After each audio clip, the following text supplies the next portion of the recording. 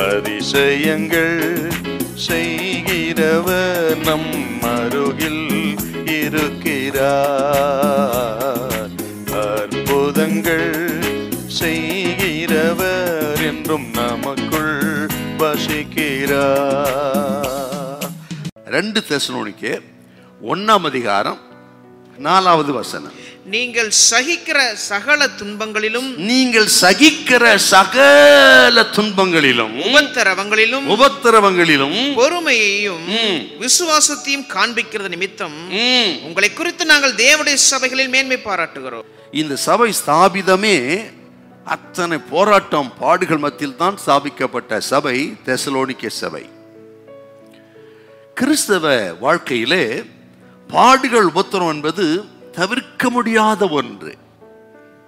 அநேக சந்தர்ப்பங்களிலே அவைகளைத்தான் கர்த்தர் ஒரு கருவியாக எடுக்கிறார், நம்மை உருவாக்குவதற்கு, இன்னும் சொல்ல போனால் நம்மை ஆசீர்வதிப்பதற்கு, இன்னும் சொல்லப்போனால் நாம் அநேகருக்கு ஆசீர்வாதமாய் இருப்பதற்கு ஆண்டவர் கரத்தில் எடுக்கக்கூடிய ஒரு கருவி இந்த பாடுகளும் உபத்திரவம். இதைத்தான் கர்த்தர் கையில் எடுக்கிறார். பாடுகளை உபத்திரத்தை அனுமதிக்கல, உருவாக்க முடியாதுங்க. நம்ம பரிசுத்த பவுலடிகளும் 2 கொரிந்தியர் 12 சொல்லுகிறாரு, எனக்கு நான் மேன்மையாக எதை கருதுகிறேன் என்று சொன்னால் என் பலகீனங்களை குறித்தே நான் மேன்மை பாராட்டுகிறேன் என்று சொல்றார். ஏனென்றால் எப்பொழுதெல்லாம் நான் பலகீனப்படுகிறேனோ, எப்பொழுதெல்லாம் உபத்திரவப்படுகிறேனோ, எப்பொழுதெல்லாம் நொறுக்கப்படுகிறேனோ, எப்பொழுதெல்லாம் உடைக்கப்படுற, அப்பொழுதெல்லாம் கிறிஸ்து இயேசுவின் வல்லமை என் மேல் வந்து தங்குகிறது. அந்த வல்லமை, அந்த வரம், அந்த தங்கத்தாயம் ஊழியத்தில் பெரிய எதிர்பார்த்தை பார்க்க முடிகிறது, அற்புதத்தை பார்க்க முடிகிறது, அதிசயத்தை பார்க்க முடியும். நான் ஊழியத்திலே ஜீவியத்திலே அற்புதத்தை பார்க்கணும்னா, அதிசயத்தை பார்க்கணும்னா, ஜனங்கள் ரட்சிக்கப்படுவதற்கு கிறிஸ்துவின் வல்லமை என் மேல் தங்க வேண்டும். அந்த வல்லமை தங்க வேண்டுமானால் இந்த உபத்திரவத்தை நான் விரும்பித்தான் ஆக வேண்டும்.